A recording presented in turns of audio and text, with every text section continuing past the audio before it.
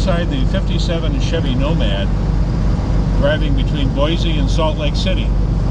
Steve Purdy from the Auto Channel is sitting next to me here, and this is Valerie O'Shea in the back seat. Hi. She's the executive assistant at the America's Car Museum in Tacoma, Washington. Steve, you actually owned a 57 Chevy at one point. I did in my younger days when I was between jobs. My brother Wendell bought me a 1957 Chevy for 60 bucks from one of his clients. It had no suspension in the rear. It had fenders of 4 different colors, but it was a 283 power pack, so it was a pretty meaty car. Great fun to drive. Maybe got 5 miles to the gallon, but at that point gasoline was 25 cents a gallon, so it was no big deal. I'd go into the gas station and say, give me a couple of bucks worth of cheap stuff, and I'd drive all night on it. But a 57 Chevy, this Nomad kind of brings back the feel of that car. This is in much better shape than mine was, of course, but it's truly a visceral experience to drive an old car like this. It's so tactile. Everything you feel, you can also hear.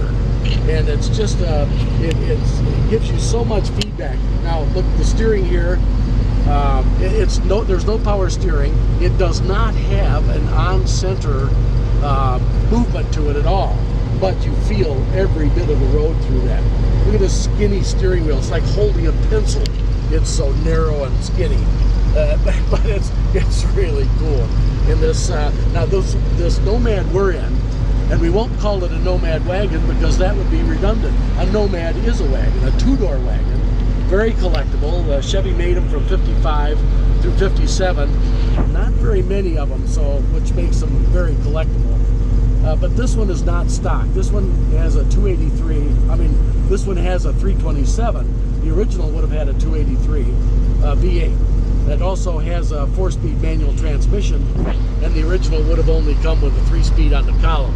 So this has a Hurst shifter on the floor, and I'm not sure what kind of a transmission is behind it, but it's, again, a very visceral experience when you try to modulate the clutch and the shifter and all the other, and the non-power steering and all the other things you have to do with this car.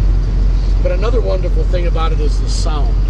In modern cars, they may go to great pains to deaden all the sound, and this one is not. You can hear the rumble of the engine, you can hear the tires, you can hear just about everything. There's a little twitter in the dash that goes along with the car. I think it's because they disconnected the speedometer because it was starting to chirp or something. So that's probably the cable, the mechanical cable that goes from the speedometer to the transmission, just rattling along inside the steering column there, or the dash there. But another nice thing about an old car like this, and all of the cars that we're driving today, is when you look out over the hood, it has character.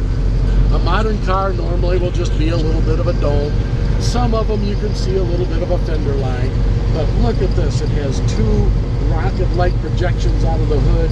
The fenders are very distinctive with a little ridge down them, and you feel like you're driving a car with this wonderful old thing. So behind the wheel of a car like this is truly a wonderful experience, and one for me that's pretty nostalgic. Valerie, you're in the back seat. Yep. And you're probably enjoying the ride because you've been driving this car the last couple of days too. I have been driving it. Now I'm the back seat driver, so here I am just chilling out, watching the scenery, which I haven't done much of. This is a great car. I love it. And as Steve said, driving it's amazing and very visceral. So we are having a great time on the drive home. Is this a pretty popular car in the museum? People to see? Yeah, people love this car. Not everyone knows what a Nomad is, but people, when they see it, they just flock around it.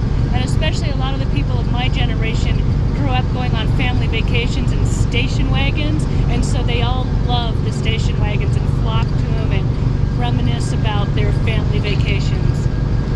It's got a lot of room in the back. Very roomy. I'm living large. I think you actually, when we couldn't get the doors open the other day, I think I actually saw you climbing in through the back, right? Yep. My yoga practice has helped me just slide right on through the back of the Nomad to the front and get us in. Well, I tell you what, this is such a great experience, and I think that it's one of those things that's it's going to be etched in my brain. I'm sure Steve and Valerie's do for a long time. So we are enjoying the ride. We're on our way from Boise to Salt Lake City in a 57